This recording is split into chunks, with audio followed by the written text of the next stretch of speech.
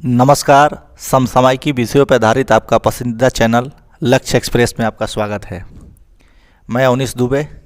आइए आज बात करते हैं। एक खास मेहमान हमारे साथ जुड़ चुके हैं और काफ़ी जानकारी इनके पास है। सामाजिक कहिए, आर्थिक कहिए, राजनीतिक कहिए, जो भी जानकारी कहेंगे, बहुत जानकारी से परिपूर्ण है।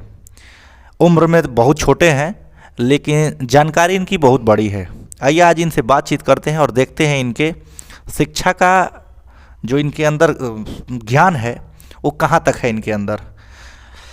बहुत बहुत धन्यवाद आपका लक्ष्य एक्सप्रेस में। बहुत बहुत धन्यवाद आपका हमें इस काबिल समझने के लिए। आप सभी को सबसे पहले मेरा नमस्कार।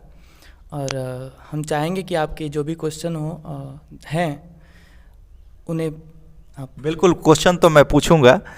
उससे पहले ये मैं कहूँगा कि आपकी पढ़ाई से मैं काफ़ी इम्प्रेस हूँ और आप इस काबिल मैं आपको समझाऊँ कि आप हमारे प्रश्नों का जवाब अच्छी तरीके से देंगे। जी, बहुत बहुत शुक्रिया आपका। ये बताइए कि पहला क्वेश्चन आपसे ये है कि भारत को कैसे विकसित किया जाए। विकसित कर, क्योंकि भारत अभी विकासशील देशों के श्रेणी में है। हालांकि अभी कुछ न्यूज़ चैनल बता रहे थे कि भारत अब विकासशील से भी जो साधारण देशों के लिस्ट में आ चुका है।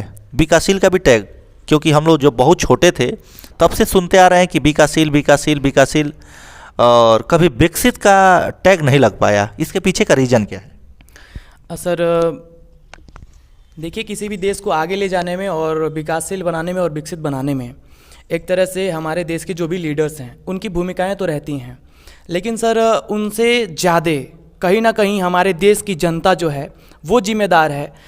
अगर हमारी देश की जनता जागरूक हो जाए, शिक्षित हो जाए, तो हमारा देश बहुत ही विकसित हो सकता है। विकासशील तो कह सकते हैं कि है भी।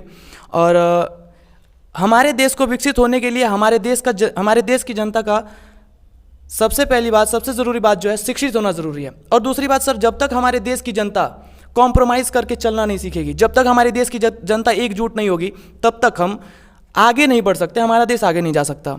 क्योंकि बात यह है कि आज तक जब से मैंने होश संभाला है, पिछले 8-9 सालों से मैं ये देखता आ रहा हूँ कि हमारे जो देश के लोग हैं वो अपने सामाजिक, आर्थिक और धार्मिक मामलों पे ही डिबेट करते हैं, बातचीत करते हैं।